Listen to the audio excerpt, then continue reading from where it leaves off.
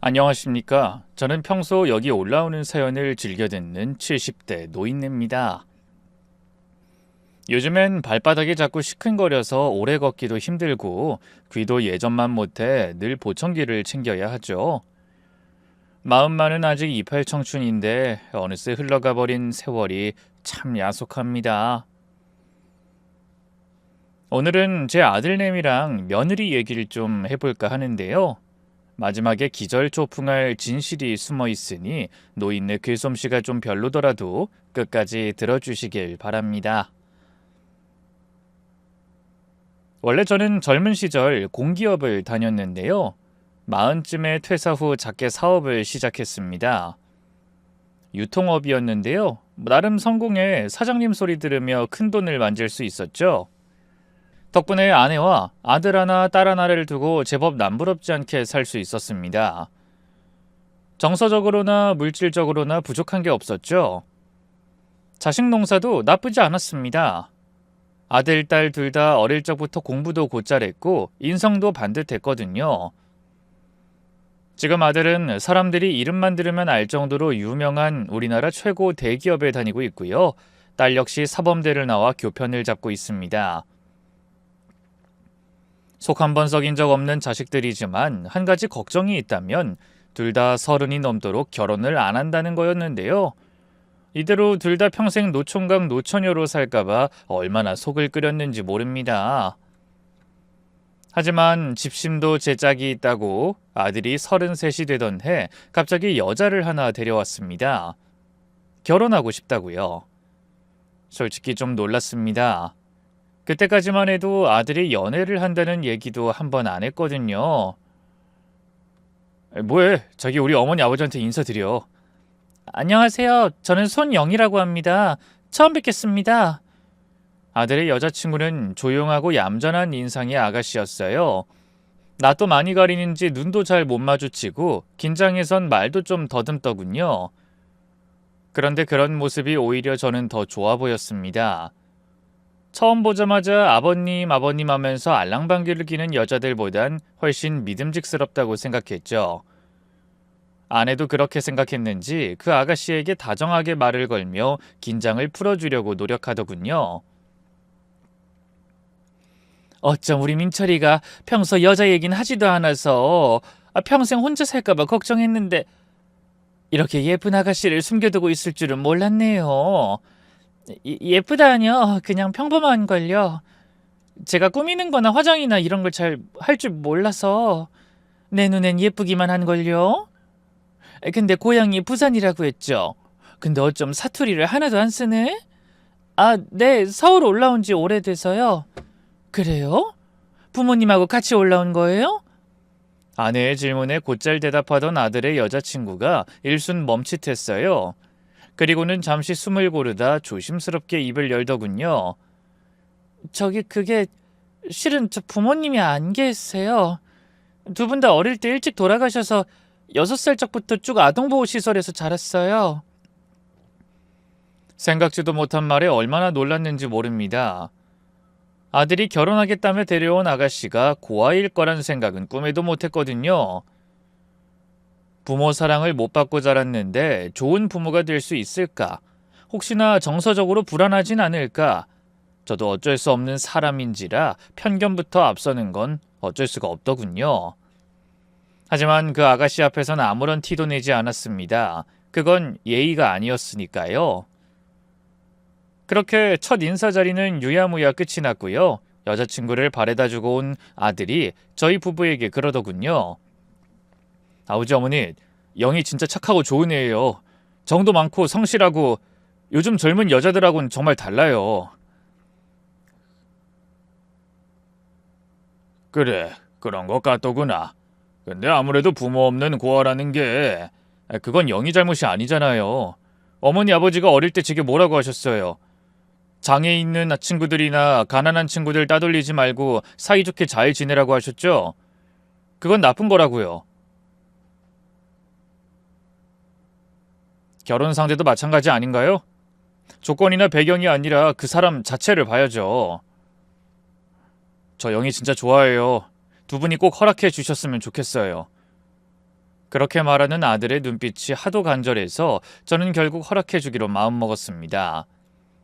그 아가씨를 믿었다기보단 저희 아들을 믿은 거죠. 지금까지 키우면서 속 한 번 썩인 적 없는 착한 아들이었으니까요. 그리고 아들의 말처럼 고아라고 해서 무조건 색안경을 쓰고 보는 것도 옳지 않다 싶었어요. 어떤 환경에서 자랐는지보다는 지금 어떤 사람으로 살아가고 있느냐가 더 중요하다고 생각했습니다.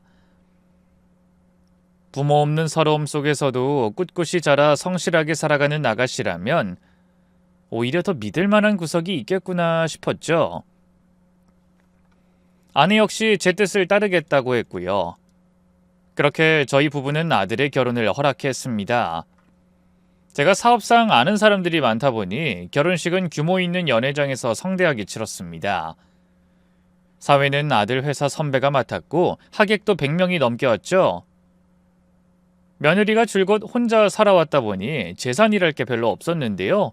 그래서 신부 측에서 부담해야 할 혼수나 예물, 예단 같은 것도 전부 제가 다 부담했어요.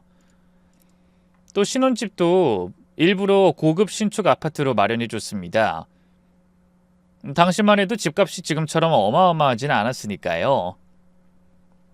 입주할 때는 아내가 직접 커튼부터 주방 식기까지 하나하나 손수 챙겨줬었는데요. 며느린 그때마다 눈물을 글썽이며 고마워했습니다. 어머님, 아버님, 저같이 부족한 게 많은 사람한테 이렇게까지 해주시다니 너무 감사드려요. 그게 무슨 말이냐. 이젠 우리는 한 가족인데 앞으로는 우리를 친부모처럼 생각하고 필요한 게 있으면 뭐든 얘기하렴. 네, 저 이 집에 시집 오길 정말 잘한 것 같아요. 앞으로 친딸처럼 어머님, 아버님한테 정말 잘할게요. 그 약속처럼 며느린 결혼 후 저와 아내에게 참 잘했습니다. 매일 안부 전화를 하는 건 기본이고요. 틈날 때마다 찾아와 아내의 살림을 돕고 대화 상대가 되어주곤 했죠. 내성적인 아이가 한번 마음을 여니 참 친밀하게 굴더군요. 마치 딸이 하나 더 생긴 기분이었습니다. 어머님, 아버님, 이거 요즘 젊은 사람들 사이에서 유행하는 대만 카스테라인데 한번 드셔보시라고 사왔어요. 부드럽고 달달해서 두 분 다 좋아하실 것 같아서요. 올 때마다 뭘 자꾸 이런 걸 사와. 그냥 빈손으로 와도 된다니까. 그치만 요즘 저랑 그 사람이 매일 어머님, 아버님 댁에서 저녁 먹고 가잖아요. 밥값은 해야죠. 구김살 없이 웃는 며느리의 얼굴을 볼 때면 아들을 믿고 결혼시키길 참 잘했다는 생각이 들었는데요. 다만 며느린 이상하게 저희 딸에게만큼은 대면대면하게 굴었습니다. 나이 차이도 얼마 안 나 더 친해지지 않을까 싶었는데 말이죠. 그렇다고 해서 저희 딸이 신호일합시고 갑질을 한다거나 그런 것도 아니었어요.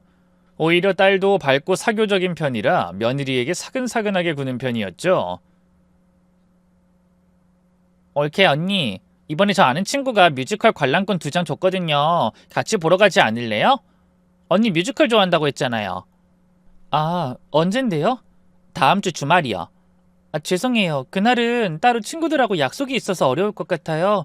다음에 같이 봐요. 저희랑은 곧잘 외출해서 쇼핑도 하고 영화도 보면서 이상하게 딸과는 거리를 두더라고요.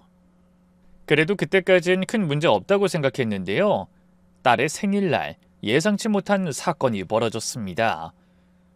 저희 가족이 아무리 바빠도 서로의 생일은 꼭 챙기자 주의였기에 그때도 주말에 따로 식당을 예약해 다 같이 모였는데요.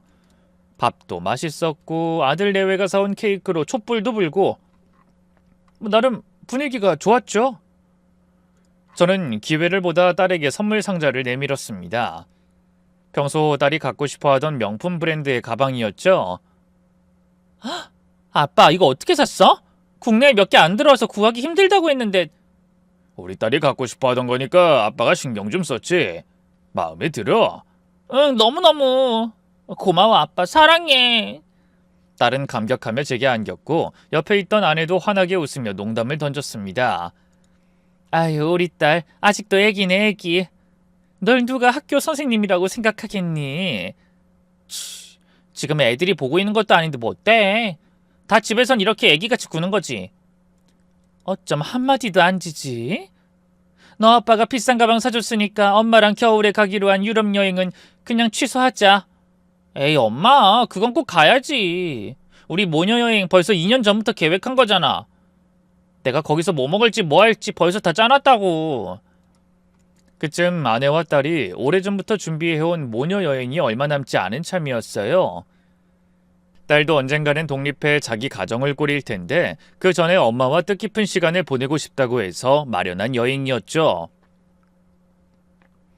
그런데 바로 그때였습니다. 시종일관 무표정한 얼굴로 말없이 앉아있던 며느리가 갑자기 고개를 숙인 채 어깨를 들썩이기 시작했죠. 놀란 아들이 그런 며느리의 어깨를 감싸며 물었습니다. 여보, 왜 그래? 지금 당신 우는 거야? 아무것도 아니야. 하지만 말과는 달리 고개를 든 며느리의 얼굴에선 닭똥 같은 눈물이 뚝뚝 떨어지고 있었습니다. 저는 놀라서 얼른 며느리에게 손수건을 건넸죠. 얘, 어디 아픈 거냐? 병원에 갈까? 제 물음에 며느리가 더욱더 서럽게 울기 시작했어요. 그리고는 뜻밖의 말을 토해내더군요. 아버님, 어머님, 정말 너무하세요. 왜 저한텐 여행 같이 가자고 한마디도 안 하셨어요? 아니, 이 여행은 네가 우리 집 식구 되기 전에 경주랑 집사람 둘이 계획한 거라 일부러 널 빼고 가려고 한 게 아니다. 그래도 이젠 제가 들어왔으니까 너도 갈 거냐고 한 번쯤은 물어봐 주실 수 있었잖아요. 언제는 친딸처럼 생각한다더니 그냥 말뿐이었던 거죠? 진짜 너무하세요. 전 어머님, 아버님 진짜 제 친정 부모님처럼 여겼는데. 그러자 잠자코 있던 아내도 나서서 입을 열었어요. 아니, 민철이도 안 가는데 네가 그 여행을 가고 싶어 할 거란 생각 못했다. 괜히 시어머니 시누이 모시고 다니란 얘기처럼 들릴까봐. 지금이라도 가고 싶으면 비행기표 끊어주마. 됐어요. 그냥 전부 핑계 같아요. 아가씨는 생일이라고 비싼 가방에 유럽 여행까지 보내주시면서 지난번 제 생일 때 뭐 없었잖아요. 저는 아무리 노력해도 결국 며느리니까 이렇게 차별받는 거죠? 그렇다고 저희가 며느리의 생일을 그냥 넘긴 건 아니었습니다. 나름 며느리가 좋아하는 고급 일식 레스토랑에서 함께 밥을 먹고 케이크 촛불도 불었고요. 며느리 취향을 잘 몰라서 사고 싶은 거 사라고 백화점 상품권도 100만원치 선물로 줬었죠. 하지만 며느리는 어지간히도 서운했는지 저희가 아무리 달래도 그저 울기만 했습니다. 결국 그날 딸의 생일 잔치는 어수선하게 끝이 났죠. 아들은 조용히 며느리를 데리고 떠났고요. 딸은 내가 뭘 잘못했어? 라며 억울해했네요. 저도 아내도 그저 답답하고 안타까운 마음뿐이었습니다. 며느리도 그날의 일이 계속 마음에 걸렸던 걸까요? 그로부터 며칠 뒤 며느리가 혼자 저희 집을 찾아왔습니다. 눈가에 다크서클이 짙게 내려앉은 얼굴로 거실에 조용히 앉더니 먼저 고개를 숙이더군요. 어머님, 아버님, 그날 너무 죄송했어요. 아가씨 생일 자리에 제가 괜히 분위기를 다 흐려버려서 제가 대체 왜 그랬는지 모르겠어요. 진짜 후회 많이 했어요. 무슨 말을 해야 할지 몰라 잠자코 있었더니 아내가 먼저 입을 열었어요. 그래, 새아가, 사과는 받아주마. 하지만 앞으로는 뭔가 마음에 안 들거나 서운한 게 있으면 울지 말고 차분하게 말을 해주렴. 속으로 쌓아두지 말고. 이제 애 아니고 성인이잖니. 알겠지? 다정한 듯 엄한 아내의 말에 며느리의 눈에 또다시 눈물이 고였어요. 네, 죄송해요, 어머님. 저는 고아원에서 자랐잖아요. 어려서부터 늘 눈칫밥 먹으며 컸고 가족이란 게 어떤 건지도 몰랐어요. 그래서 아가씨를 보면서 부러웠던 것 같아요. 저와는 달리 화목하고 넉넉한 가정에서 부모님이랑 오빠 사랑 듬뿍 받고 자란 사람이니까. 아가씨 앞에 서면 괜히 스스로가 작아지더라고요. 그렇다고 절대 아가씨를 미워한다거나 질투하는 건 아니에요. 그냥 부러웠어요. 너무 부러웠어요. 근데 그게 이번 생일 때 터졌던 것 같아요. 죄송해요. 제가 잘못했어요. 그 말을 듣는 순간 제 가슴 한켠이 뭉클해졌습니다. 남들보다 고단하고 힘겨운 삶을 살아온 며느리가 저희 딸을 보면서 그런 감정을 느낄 수도 있겠구나 싶었거든요. 그래서 저는 조용히 며느리의 손을 잡고 토닥였죠. 영희야, 네가 그런 마음이었을 거라고는 생각 못했다. 내가 미안하다. 너한테 좀 더 신경 썼어야 하는 건데. 아니에요, 아버님. 제가 철이 없었어요. 두 분이 저한테 얼마나 잘해주셨는지 주제도 모르고. 주제를 모른다니. 너나 경준아 우리한텐 똑같이 소중한 자식이야. 앞으로는 내가 너 서운하지 않게 더 신경 쓰마. 알았지? 며느린 그 말에 또다시 눈물을 보였고 저는 마음속으로 다짐했죠. 이 아이 아직 많이 외롭구나. 앞으로는 딸만큼, 아니 딸보다 더 따뜻하게 챙겨줘야겠다.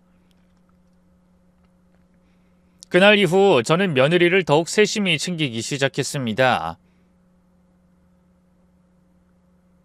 딸에게 선물했던 가방과 똑같은 걸 하나 더 구해 선물도 하고요. 어딜 놀러가서 간식이나 기념품을 살 때도 늘 며느리 것을 먼저 챙겼네요.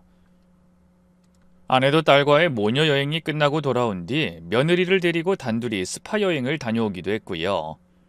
그걸 계기로 며느리 역시 서운한 감정이 가셨는지 예전처럼 저희 부부에게 살갑게 잘했어요. 딸과도 큰 문제 없이 잘 지내고 말이죠. 역시 아직 젊은 아이니까 마음을 조금만 써주면 이렇게 달라지는구나 생각했네요. 그렇게 세월은 빠르게 흘러 마침내 딸아이도 좋은 사람을 만나 결혼을 하게 되었는데요. 눈높은 딸이 고른 남자인 만큼 제법 괜찮은 사윗감이었습니다. 종합병원에서 일하는 전문의에 인물도 좋고 성격도 반듯하고 무엇보다 우리 딸을 참 좋아하는 게 눈에 보이더군요. 상견례 때 만난 사돈 내외도 교양 있고 매너 좋은 분들이라 마음이 놓였죠. 논의 끝에 예식장은 서울 시내에서도 손꼽히는 고급 호텔로 정했습니다. 바깥 사돈도 사업을 하는 분이라 아무래도 체면을 중요하게 여기더군요. 예식비며 기타 다른 비용도 대부분 다 그쪽 집안에서 부담한다고 해서 저희도 그에 맞춰 예물 예단 같은 것들에 힘을 줄 수밖에 없었네요. 그런데 딸의 결혼식이 다가올수록 며느리의 표정이 조금씩 흐려지기 시작했습니다. 처음엔 그냥 피곤해서 그렇겠거니 했죠. 하지만 예비사위를 집으로 초대해 다같이 식사를 하던 자리에서 며느린 뜻밖의 언행으로 모두를 경악시켰습니다. 시작은 다같이 화기애애하게 결혼에 대한 얘기를 나눌 때였어요. 가만히 듣고만 있던 며느리가 문득 웃으며 그러더군요. 우리 아가씨는 제주도 좋아요. 30 훌쩍 넘은 나이에 돈 잘 버는 부자 회사를 잡다니. 그 묘한 어투에 분위기가 일순 어색해졌어요. 딸아이도 표정을 굳혔죠. 제주 좋다니 그게 무슨 뜻이에요? 네? 전 그냥 아가씨 칭찬한 건데. 제가 이 사람하고 결혼하는 게 왜 올케 언니한테 칭찬받을 일이 되는 거죠? 왜 그러세요, 아가씨? 뭔진 모르겠지만 제가 잘못했어요. 말실수했나 보네요. 아가씨 기분 나쁘라고 그런 건 아니었는데. 며느리는 어찌할 바를 몰라하며 고개를 숙였고요. 딸은 씩씩거리다가 자리를 떠버렸어요. 다행히 예비사위가 부드럽게 웃으면서 분위기를 환기시켰죠. 저를 그만큼 좋게 봐주신 것 같아서 쑥스러운데요. 저야말로 경주씨처럼 똑똑하고 예쁜 여자 만나 장가더니 운이 좋았죠. 아, 예. 서방님은 제 마음 알아주시네요. 제가 아가씨랑 다르게 말솜씨가 많이 서툴러서. 그러면서 며느린 천연한 듯 웃었는데요.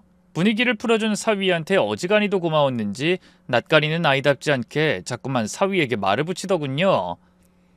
제가 어릴 때부터 워낙 몸이 약해서 병원도 자주 들락날락거렸거든요. 앞으로는 서방님이 일하시는 병원으로 가도 되는 거죠? 그럼요. 언제든 오세요. 제가 미리 간호사들한테 언지를 두겠습니다. 어머, 다정도 하셔라. 우리 아가씨는 정말 어쩌다 이런 분하고 결혼하게 됐는지. 전생에 나라를 구했나봐요. 근데 참 이상하죠? 며느린 평소답지 않게 간드러지는 목소리로 자꾸만 말끝을 올리고요. 예비사위가 뭔 말만 하면 괜히 과하게 웃더군요. 원래 그러던 아이가 아니었으니까 그 행동이 자꾸만 눈에 밟혔습니다.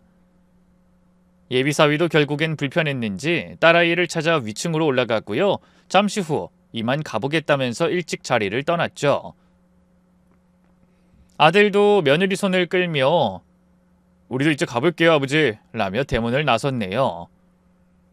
그렇게 그 자리는 마무리되는 듯 했는데요. 근데 몇 분 지나지 않아 대문 밖에서 고성이 들렸습니다.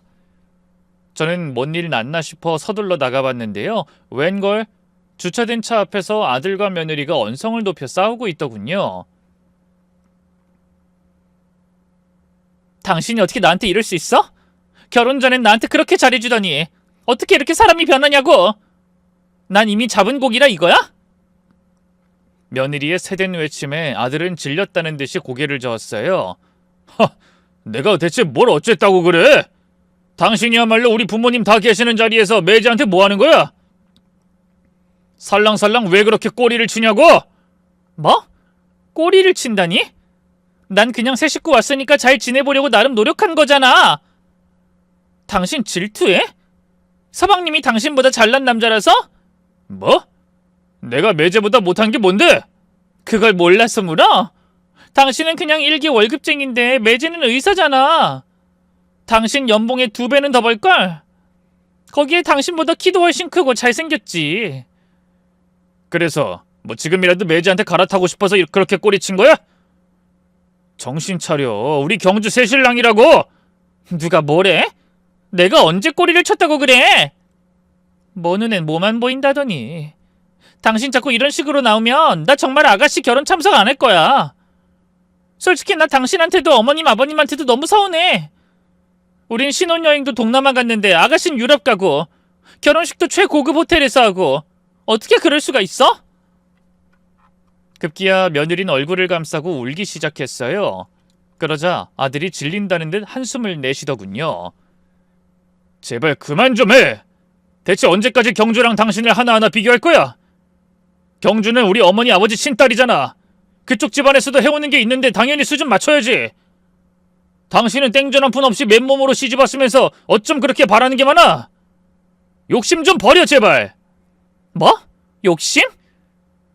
결국 난 피 섞인 진짜 가족이 아니다 이거지? 그런 얘기가 아니잖아. 둘의 목소리가 점점 커지길래 결국 저는 황급히 나가 둘을 말렸어요. 야야 민철아 영희야, 이게 무슨 소란이냐? 제 등장에 며느리와 아들은 화들짝 놀랐고요. 아무것도 아니라면서 그대로 차를 타고 가버렸네요. 그날 밤 저는 한동안 잠을 이루지 못했어요. 딸을 향한 며느리의 질투가 단순한 감정이 아니라는 걸 느꼈거든요. 일종의 애정결핍에서 비롯된 것 같았죠. 속이 상하면서도 며느리에게 따로 뭐라 다그칠 수 없었습니다. 어릴 적부터 부모의 사랑 없이 자라왔다던 말이 자꾸 가슴에 걸렸거든요. 정상적인 가정에서 자란 아이였으면 이렇게까지 서운함을 표현하진 않았겠지 하는 마음이 들더군요. 하지만 그렇다고 해서 그냥 두고 볼 수도 없는 노릇이었어요. 며칠 후 저는 조용히 며느리를 불렀습니다. 따로 아내에게도 얘기하지 않고 말이죠. 아가, 너 요즘 민철이하고 사이가 예전 같지 않은 거냐? 그 말에 며느리의 안색이 어두워졌어요. 죄송해요 아버님. 잘 사는 모습 보여드려야 하는 건데. 탓하려고 부른 게 아니야. 둘 사이에 무슨 문제라도 있는 거야? 그런 건 아니고요. 그냥 그이가 요즘 일이 바쁘다 보니까. 애기도 계속 가지려고 노력하고 있는데 잘 안 되고요. 그래서 제가 예민해진 것 같아요. 그리고 아가씨 결혼도 아니에요. 이런저런 푸념을 늘어놓던 며느리가 마지막으로 딸의 이야기를 꺼냈어요. 그리고는 제 풀에 놀라 서둘러 입을 막더군요. 그럴 거 없다. 나도 그때 좀 들어서 알고 있어. 경주 결혼 때문에 마음이 많이 상했지. 제 부드러운 말에 며느리의 두 눈에 또다시 눈물이 맺혔어요. 아버님 아니에요. 제가 못나서. 아가씨는 아가씨고 저는 전데. 그런 걸로 자꾸 비교하고 서운해하면 안 되는 건데 죄송해요. 아니다. 이 사람 마음이 어디 그렇게 뜻대로 되겠어. 그냥 아가씨가 미운 건 아닌데 왜 이렇게 부러운지 모르겠어요. 아가씨를 보고 있으면 자꾸만 불행했던 제 어린 시절이 생각나고 저도 정말 미치겠어요. 저는 훌쩍이는 며느리의 손을 조용히 잡았습니다. 아가, 네 마음 나도 안다. 그래서 말인데 이번에 너도 유럽 다녀오렴. 네? 네가 경주 신혼여행으로 유럽 가는 거 부럽다고 했잖아. 다른 건 몰라도 그 정도는 내가 들어줄 수 있는 거니까. 말했잖니. 너나 경주나 나한텐 똑같이 소중하다고. 마침 민철이도 휴가 낼 수 있다더라. 이참에 같이 다녀와라. 비용은 내가 1차 다 댈 테니 다시 신혼여행 간다고 생각하고. 아버님, 저 그런 거 바라고 얘기한 거 아니에요. 그냥 그 애가 예전 같지 않게 저한테 좀 소홀해진 것 같아서 괜히 투정 부린 거예요. 괜찮아요. 그럼 더더욱 같이 여행 가서 기분 좀 내야지. 아무 말 말고 다녀오거라. 그렇게 저는 통장을 하나 쥐어줬고 며느리는 울먹이며 감사 인사를 했습니다. 물론 아내에게도 나중에 다 설명했어요. 아내는 처음엔 놀라다가 이내 고개를 끄덕이며 말했죠. 잘했어 여보. 며느리랑 민철이 애도 안 들어서고 그래서 그런지 요즘 좀 사이가 삐걱이는 것 같았는데 이번 기회에 싹 풀고 왔으면 좋겠네. 그렇게 며느린 아들과 함께 유럽으로 여행을 떠났고요. 기쁘게도 그 여행을 통해 귀여운 손주 녀석을 잉태했습니다. 저와 아들 그리고 아내까지 모두가 하루빨리 손주 녀석이 세상에 나오길 고대했네요. 한편 딸 역시 무사히 결혼식을 올리고 본인만의 가정을 꾸렸는데요. 사위가 어지간히도 잘하는지 얼굴이 활짝 폈더군요. 잘됐다 싶은 한편으로 또 며느리가 그런 딸아이를 보고 마음을 다치면 어쩌나 싶었는데요. 근데 한 아이의 엄마가 되었기 때문일까요? 아니면 아들과 다시 사이가 좋아졌기 때문일까요? 며느린 딸에게도 웃는 낯으로 사근사근하게 굴고요. 사위에게도 선을 넘지 않고 깍듯하게 대하더군요. 참 다행이다 싶었죠. 그리고 이듬해 봄, 손주가 태어나면서 저희 가족에겐 더 큰 행복이 찾아왔습니다. 눈이 땡그랗고 피부가 뽀얀 남자아이였는데 처음으로 녀석을 안았을 때 그 따뜻한 체온이 아직도 기억에 생생하네요. 며느리가 조리원에서 몸조리하는 건 싫다고 해서 저희 집에서 몸조리를 했는데요. 처음 몇 달 손주 녀석 돌보는 건 거의 아내와 제가 도맡아 했습니다. 며느리가 몸이 약해서 회복이 더뎠거든요. 밤중에 손주 녀석이 울면 제가 제일 먼저 달려나가 재우고요. 주말이면 손주 돌본다고 일부러 외출도 안 하고 집에만 있었죠. 아내는 어쩜 애들 키울 때보다 더하냐면서 못 말린다는 듯 웃었고요. 며느리도 참 고마워했어요. 아버님 진짜 감사합니다. 어머님 아버님 없었으면 저 진작에 탈진했을 거예요. 감사하긴 뭐가 감사해. 천금 같은 손주 낳아줬는데 당연히 이 정도는 해야지. 그때까지만 해도 저는 정말 행복했어요. 나이를 먹는다는 게 마냥 슬프고 외로운 일인 줄 알았는데 손주가 생기니까 삶에 다시 생기가 돌더라고요. 무엇보다 제 곁에 아내도 있었고 장성한 자식들도 있고 뭐 하나 부러울 게 없었죠. 하지만 하늘이 보시기엔 질투가 났던 걸까요? 그로부터 몇 년 뒤 뜻밖의 불행이 찾아왔습니다. 아내가 갑자기 밥을 먹다 체한 것처럼 구역질을 하더니 이튿날부터는 자꾸 속이 더부룩하다 하더군요. 괜찮아 여보. 단단히 체한 것 같은데 병원 가봐야 하는 거 아니야? 내일 한번 가보려고. 위험인 것 같기도 하고 이상하게 자꾸만 속이 아프네. 평소 건강하다 자부하던 아내였기에 저는 대수롭지 않게 넘겼는데요. 다음 날 병원에 다녀온 아내의 표정을 보고 저는 직감했습니다. 무언가 크게 잘못됐다는 걸요. 왜 그래? 병원에서 뭐래?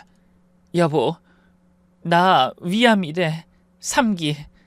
이미 간 쪽으로도 좀 퍼져서 완치가 힘들 거래. 그 말에 저는 순간 머릿속이 하얘졌습니다. 믿고 싶지 않았어요. 말도 안 되는 얘기 같았죠. 아니 당신 그동안 건강했잖아. 정기검진도 잘 받았고. 그러니까 말이야. 의사 말로는 위치가 워낙 안 좋아서 검진 때도 잘 안 보였던 것 같대. 사실 작년부터 자꾸만 속이 더부룩하고 소화도 잘 안 되고 그랬거든. 그걸 그냥 대수롭지 않게 넘긴 내가 바보지. 괜찮아. 괜찮을 거야 여보. 저는 불안해하는 아내를 끌어안고 다독였는데요. 기실은 제가 더 불안에 떨고 있었습니다. 아내는 저를 지탱해주던 커다란 의지처였으니까요. 이후 아내는 바로 병원에 입원했고요. 지난한 투병 생활이 시작됐습니다. 수술도 받았고 항암 치료도 몇 차례 받았지만 결국 병은 아내의 몸을 조금씩 무너뜨려 갔어요. 말수가 줄고 웃음도 줄고 음식도 잘 못 넘겨서 자꾸만 살이 내렸죠. 어느 날 병원에 찾아온 손주를 보면서 아내가 울더군요.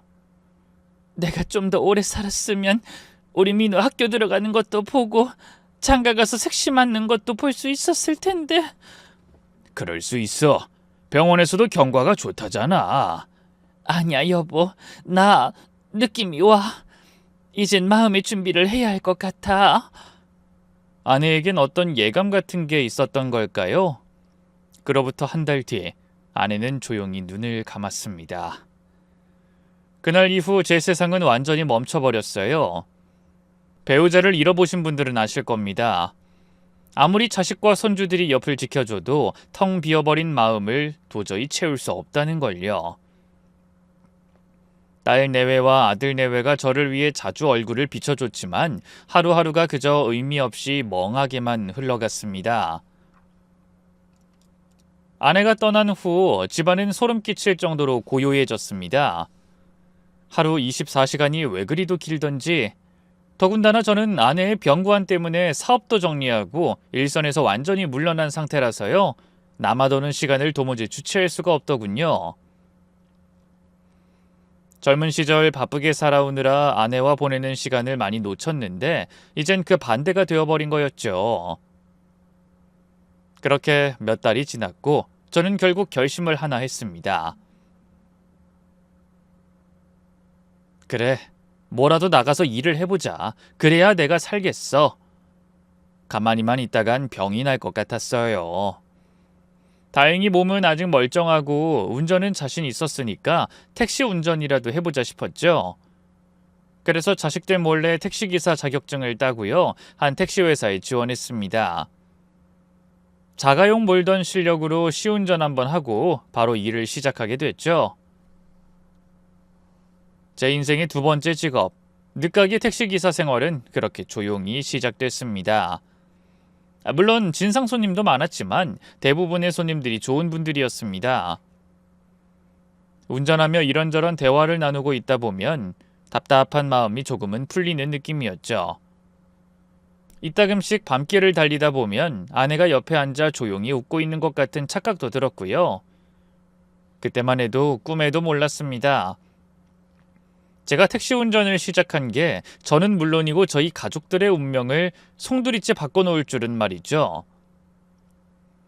그날도 여느 때처럼 밤 늦게까지 택시 운행을 하던 중이었습니다. 손님이 뜸한 평일 밤이었는데 한참을 허탕치다 간신히 한 건 잡고 정차한 곳이 하필이면 시내 한복판 술집이었죠. 사실 술집 근처에서 손님을 받는 걸 별로 선호하진 않았습니다. 아무래도 취객들이 많고 취객들 중엔 말도 못할 진상 손님들이 많았거든요. 하지만 이미 코를 잡아버렸으니 그냥 이 손님만 태우고 오늘은 이만 정리하자 싶었는데요. 잠시 후 한 여자가 휘청이며 제 차 쪽으로 다가오더니 뒷좌석 문을 벌컥 열고 올라탔습니다. 어두운 밤이었고 마스크까지 껴서 처음엔 잘 못 알아봤는데요. 행선지를 얘기하는 목소리가 낯이 익어 거울 너머로 슬쩍 바라보니 웬걸 며느리가 앉아있는 게 아니겠습니까? 술에 절어 얼굴이 벌개진 채로 창문에 머리를 기대고 있었죠. 고민하다 말을 걸려던 찰나였어요. 갑자기 며느리가 핸드폰을 꺼내 어딘가로 전화를 걸더군요. 나야. 그래, 우리 남편 출장 갔어. 나 지금 갈게. 택시 탔으니까 30분 안에 도착할 거야. 그 친구들하고 술 한잔 했어, 오랜만에. 취하니까 자기 얼굴 더 보고 싶네. 저는 핸들을 잡은 채 얼어붙었습니다. 그 순간에도 며느린 제가 누군지 전혀 알아채지 못했죠. 그때부터는 저도 본능적으로 고개를 살짝 숙인 채 최대한 말없이 운전만 했습니다. 하지만 머릿속엔 혼란스러움이 가득했죠. 우리 아들이 출장을 간 사이에 대체 누굴 만난다는 거지? 단순한 친구는 아닌 것 같은데... 자꾸만 이상한 쪽으로 의심이 들 수밖에 없었는데요. 그런 제 속도 모른 채 며느린 반쯤 감긴 눈으로 좌석에 머리를 기댄 채 있었어요. 그 모습이 소름 끼치도록 낯설게 느껴지더군요. 잠시 후 도착한 곳은 대로변의 고급 오피스텔이었는데요. 며느린 계산도 제대로 못한 채 카드만 휙 내밀더니 바로 차에서 내려버리더군요. 그리고는 휘청거리면서 오피스텔 안으로 들어갔죠. 저는 무슨 마력에 홀린 것처럼 그대로 며느리를 따라갔습니다. 오피스텔 로비를 멀찍이 지나 며느리가 탄 엘리베이터 층수를 확인하고는 계단으로 몰래 올라갔어요. 그렇게 도착한 12층. 복도 끝에서 문을 열고 들어가는 며느리를 본 순간 저는 다시 한번 가슴이 철렁 내려앉았습니다. 문 앞에서 멈칫하던 며느리가 누군가를 향해 활짝 웃으며 안겼거든요. 자기 나왔어. 보고 싶었지. 아유, 술을 왜 이렇게 먹었어? 며느리를 안아주며 말하는 남자의 얼굴을 확인한 순간 저는 숨을 들이킬 수밖에 없었습니다. 그 남자는 제가 익히 아는 사람이었거든요. 다름 아닌 저희 사위였죠.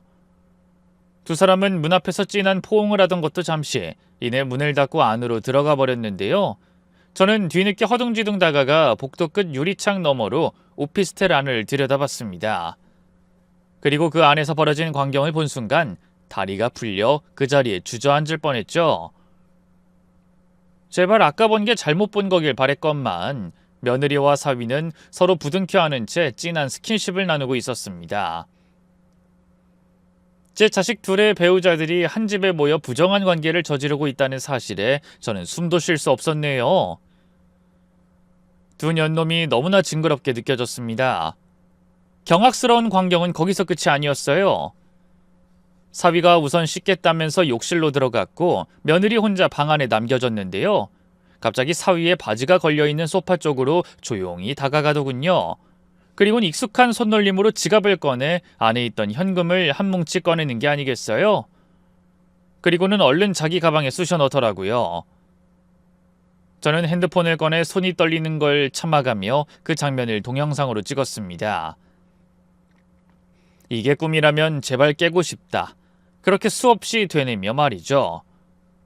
그리고 이후 두 년놈이 붙어먹는 과정까지 모조리 다 증거로 담겼네요. 참 고통스러운 시간이었습니다.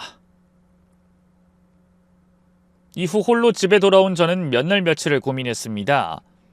이걸 어떻게 말해야 할지, 누구부터 불러야 할지, 아니 그보다 이걸 정말 말해도 되는 건지.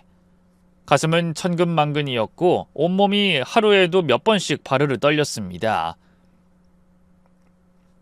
아들과 딸, 둘 다 목숨처럼 아끼는 자식인데 그들의 배우자가 이런 짓을 벌이고 있다는 걸 어떻게 말을 꺼내야 할지 막막했어요. 하지만 침묵한다고 덮어질 일은 아니었습니다. 더는 물러설 수도 없었고요. 결국 저는 큰맘 먹고 주말에 온 가족을 집으로 불렀습니다. 아들과 며느리, 그리고 딸과 사위까지 모두 말이죠. 아버님, 어쩐 일로 다 같이 부르셨어요? 포도가 달길래 좀 사왔는데 드셔보세요. 아버님 좋아하는 사과도 있어요. 며느린 태연하게 웃는 낯으로 제 앞에서 과일을 깎았고요. 사위는 마치 아무 일 없다는 듯 그 옆에 시침을 뚝 떼고 앉아있더군요. 그 모습을 보는데 분노가 치밀어 속이 뒤집힐 지경이었습니다. 결국 저는 참지 못하고 달려들어 사위의 멱살을 잡고 뺨을 때렸고요. 그 옆에서 멍하니 입을 벌리고 있던 며느리의 뺨도 때렸네요. 이 짐승만도 못한 년놈들! 대체 니들이 어떻게 이럴 수가 있냐? 아버님, 갑자기 왜 이러세요? 계속 잡아댈 셈이냐? 며칠 전 술 취한 널 태운 택시기사가 바로 나였다. 내가 네가 어디서 내렸는지 거기서 이 자식이랑 뭘 했는지 다 알고 있다고! 제 말에 며느리와 사위의 얼굴이 하얗게 질린 것도 잠시 이내 며느리가 뻔뻔하게 그러더군요. 아버님, 대체 무슨 말씀하시는 거예요? 저 요 며칠 술 먹은 적 없어요. 집에만 있었다고요. 뭐 선망이라도 오신 거예요? 어머님 돌아가시고 힘드신 건 이해하는데 어떻게 이런 말도 안 되는 모함을... 뭐? 선망? 날 지금 노망난 노인네로 만들 작정이냐? 결국 저는 참지 못하고 주머니 속에서 휴대전화를 꺼내 들었습니다. 이거 다들 보렴. 끝까지 제대로 봐라. 저는 그날 밤 오피스텔에서 찍었던 동영상을 그대로 재생했습니다. 처음엔 무슨 영상인지 몰라 의아해하던 가족들이 화면에 잡힌 며느리와 사위의 모습이 선명히 드러나자 술렁이기 시작했죠. 아들은 벼락 맞은 사람처럼 굳었고 딸은 핸드폰을 들여다보다 얼굴이 새파랗게 질렸습니다. 이게 뭐예요, 아버지? 딸의 목소리는 떨렸고 아들은 손으로 입을 틀어막은 채 아무 말도 하지 못했습니다. 뭐긴 뭐야. 두 년놈이 붙어먹고 있다는 증거를 내 손으로 직접 찍은 거지. 세상에 어떻게 이럴 수가... 딸은 눈물을 흘리면서 벌떡 일어났고요. 그대로 사위의 뺨을 내려쳤습니다. 사위는 자기가 지은 죄를 아는지 반항도 못하고 덜덜 떨다가 그대로 무릎을 꿇더군요. 여보 미안해. 정말 미안해. 근데 일부러 그런 게 아니야. 저 여자가 먼저 날 꼬셨다고. 올 초에 갑자기 나한테 상의할 게 있다면서 병원으로 찾아와선 그날 술을 너무 많이 마셔서 정신을 차려보니 이미 일이 벌어진 후였어. 그걸 지금 말이라고 해? 어떻게 다른 사람도 아니고 올케 언니랑 어떻게 그런 더러운... 미안해. 나도 정신 차리곤 정말 후회했어. 다시는 안 만나려고 했다고. 근데 그 뒤로 계속 당신한테 다 말해버릴 거라고 협박해서 관계를 끊을 수가 없었어. 눈물까지 흘리며 사죄하는 사위와 달리 며느린 굳은 표정으로 앉아있기만 했어요. 사위가 자기 탓을 하는데도 하하고 헛웃음만 흘리더군요. 그러자 분노를 애써 참고 있던 아들이 입을 열었어요. 당신도 뭐라고 말 좀 해보지? 매제, 아니 저 인간 말이 사실이야? 결혼 전부터 군침을 흘리더니만 진짜로 꼬신 거냐고, 이 더러운 여자야! 그래, 내가 꼬셨다. 당신이 언제 날 제대로 사랑해 준 적 있어? 무뚝뚝하고 나보단 늘 일이 우선이고 내가 얼마나 외로웠는데. 그럼 차라리 다른 놈이랑 바람을 피지 왜 하필 저 자식이냐고! 당신 미친 거야? 그냥 부러워서 그랬어. 난 결혼하고도 자식 새끼 뒤치다거리나 하고 뭐 아무것도 없는 아줌마인데 아가씨는 주변에서 선생님 소리 들으면서 편하게 일하지. 다정한 데다 돈까지 많은 의사 남편 만났지. 나도 아가씨처럼 좋은 집안에서 태어났으면 이렇게 살진 않았을 텐데. 며느리의 그 말에 문득 소름이 끼쳐 올랐어요. 며느린 그 와중에도 자기 잘못을 뉘우치기는커녕 딸과 자기를 비교하면서 탓만 하고 있더군요. 딸도 더는 참을 수 없었는지 이번엔 며느리를 향해 달려들어 뺨을 올려붙였죠. 제발 그만 좀 해. 대체 언제까지 내 걸 탐낼 건데? 우리 오빠도 아빠랑 엄마 사랑도 다 가져갔으면 됐잖아. 다들 고아에 아무것도 없는 니년한테 얼마나 잘해줬는데 이 배은망덕한... 네가 나처럼 좋은 집안에서 태어났으면 나처럼 잘 살았을 것 같아? 아니, 넌 마음이 이미 가난하고 텅 비어있거든. 그뿐이야. 머리도 나쁘고 게으르기까지 하지. 장담하는데 네가 내 자리에 태어났어도 넌 나처럼 교사 못했고 의사 남편도 못 만났어. 뭐? 이게 진짜... 너 말 다 했어? 야, 그래봤자 네 남편은 이미 나랑 잤어. 이거 왜 이래? 너보다 날 더 사랑한다고 했다고. 그러자 이번엔 사위가 기겁하면서 끼어들었어요. 개소리 하지 마! 언제 내가 당신을 더 사랑한다고 했어? 당신이 작정하고 꼬신 거고 난 어쩔 수 없이 협박당해서 끌려다닌 것뿐이야. 그 말에 며느린 일순 상처받은 표정을 지었어요. 자기가 어떻게 나한테 이럴 수가 있어? 언젠 날 사랑한다며. 난 자기한테 언제나 진심이었는데. 그 모습에 사위가 일순 움찔하더군요. 그만큼 며느리의 우는 모습이 가련했거든요. 더는 참을 수 없어서 이번엔 또 다른 동영상을 들어 모두에게 보여줬습니다. 며느리가 사위의 지갑을 열어 돈을 훔쳐가는 장면이었죠. 진심? 넌 진심으로 사랑하는 남자 지갑을 이렇게 털어가냐? 결국엔 돈이 최고면서 남의 떡이 더 커 보인다고. 우리 민철이보다 이놈이 더 조건적으로 좋아 보이니까 갈아타려고 작정한 거 아니야? 내 말이 들려? 아니에요, 아버님. 전 진짜로 그럴 생각은... 적어도 우리 딸 남편의 몰래 빼앗았다는 우월감에 취하고 싶었던 거겠지. 근데 너같이 천박하고 돈밖에 모르는 고아녀는 내 딸 발끝도 못 미친다. 알아? 아버님, 어떻게 그렇게 심한 말씀을... 아버님은 무슨...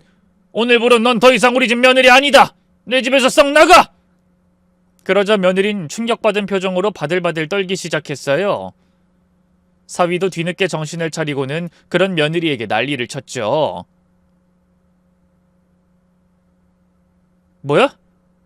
어쩐지 당신만 만나면 지갑에 있는 돈이 조금씩 없어진다 했더니만 뭐 하는 짓이야? 당신 거지야? 거지라니 무슨 말을 그렇게 해? 어쨌든 기왕 이렇게 다 알게 된 거 분명히 말하겠는데 난 당신한테 아무 관심 없어. 나한테 경주뿐이라고. 뭐? 언젠 날 사랑한다며. 이혼하고 나한테 올 거라며. 두 년놈의 말다툼은 점점 도가 지나쳐졌고 딸과 아들은 얼어붙은 얼굴로 둘을 바라보기만 했습니다. 그러다 결국 딸이 손에 들고 있던 물컵을 내리치며 소리쳤죠. 그만해! 더러워서 못 듣겠어. 당신 같은 인간이 내 남편이었던 게 치욕스러워. 이혼할 거야. 상간녀 소송도 걸 거니까 변호사나 선임해둬. 아들 역시 며느리에게 고개를 돌리지도 않은 채 말했죠. 나 역시 마찬가지야. 다신 집에 들어올 생각 마. 애 양육권이랑 친권 주장할 생각도 말고. 여보, 잠깐만 내 말 좀 들어봐. 졸지에 두 남자 모두에게 버림받게 된 며느리는 뒤늦게 아들을 붙잡았지만 아들은 차갑게 그 손을 뿌리쳤고요. 저는 망연자실하게 서 있는 며느리와 무릎 꿇고 애원하는 사위를 집에서 내쫓았습니다. 그리고 바로 변호사를 선임해 이혼 소송에 들어갔죠. 딸도 아들도 이혼에 대한 의지가 확고했네요. 그러자 뒤늦게 똥줄이 탄 걸까요? 며느린 매일같이 저희 집으로 찾아와 초인종을 눌렀습니다. 얼굴은 화장기 하나 없이 창백했고 눈가는 울다 부은 자국으로 짓물려 있었지만 저는 그 모습이 안쓰럽게 느껴지지 않았습니다. 그저 가증스럽기만 했죠. 제가 아무 말 없이 밖으로 나가자 며느린 곧장 바닥에 무릎을 꿇더군요. 아버님, 그 사람 좀 만나게 해주세요. 제 연락을 안 받아요. 이사했는지 집도 텅 비어 있고요. 제발요. 저 그 사람 없으면 안 돼요. 아가씨에 대한 질투 때문에 순간적으로 정신이 나가서 그랬던 거지. 제가 사랑하는 건 그 이뿐이에요. 제 가정 지키고 싶다고요. 그 뻔뻔한 말에 정말 기가 막히더군요. 언제까지 내 딸을 물고 늘어질 거냐? 애초에 너 같은 쓰레기는 내 딸하고 비교조차 안 돼. 질투할 생각조차 없다고? 알아요, 아버님. 그래서 더 그랬던 거예요. 아가씨에 비해 제가 너무 못난 걸 아니까 제가 다 잘못했어요. 제발 용서해 주세요. 저 딸같이 여긴다고 하셨잖아요. 난 너같이 더러운 딸년 둔 적 없다. 썩 꺼져! 그렇게 저는 며느리를 내쫓았고요. 지리한 재판 끝에 아들과 딸은 각각 무사히 이혼할 수 있었습니다. 본인들 각자의 재산과 양육권도 전부 지킬 수 있었죠. 이후 끈떨어진 연신세가 된 며느리는 다시 사위에게 매달리기 시작했는데요. 사위가 미쳤나요? 이혼녀가 된 며느리를 받아주게. 사위는 단칼에 연락을 끊고 번호까지 바꿔버렸더군요. 이후 한동안은 소식도 모르고 살았는데요. 겹지인 통에 우연히 근황을 전해 들었는데 며느린 식당 뒷방에 얹혀 살면서 설거지며 허드렛 일을 하고 있다더군요. 뭐 사실상 몸 하나 의지할 데 없이 떠도는 인생이 된 거죠. 한때는 우리 집 귀한 며느리였고 제 손주를 낳은 아이 엄마였는데 참 씁쓸하더군요. 사위의 말로는 그보다 더 처참했어요. 무리한 시술로 의료사고가 터졌고요. 그걸 어떻게든 막아보려다 피해자가 언론에까지 제보를 해버리는 바람에 의사 면허를 정지당했습니다. 그래놓고 정신을 못 차리고 재기하겠다면서 사업을 시작했는데요. 사업의 사자도 모르는 인간이 성공할 리가 있겠습니까? 그 많던 부모 재산까지 싹 다 말아먹고 패가망신했다더군요. 지금은 하루하루 술만 들이키면서 사람 구실 못하고 폐인처럼 살고 있다 하대요. 반면 제 아들과 딸은 아픔을 딛고 다시 나름의 삶을 이어가고 있습니다. 아들은 몇 년 뒤 좋은 여자 만나 재혼했는데요. 다행히 새 며느리는 집안도 좋고 성품도 올곧아서요. 손주도 자기가 배 아파 낳은 친아들처럼 잘 키우고 있고요. 저나 딸애한테도 참 잘한답니다. 딸이 역시 최근에 좋은 남자 만나서 늦은 나이지만 새 살림을 꾸렸어요. 눈에 넣어도 안 아플 예쁜 손녀도 낳았고 여전히 교직 생활도 하고 있네요. 저요? 저는 이젠 택시도 가끔씩만 몰고 손주 학교 끝나는 시간에 맞춰 데리러 다니는 게 제 하루 일과의 전부입니다.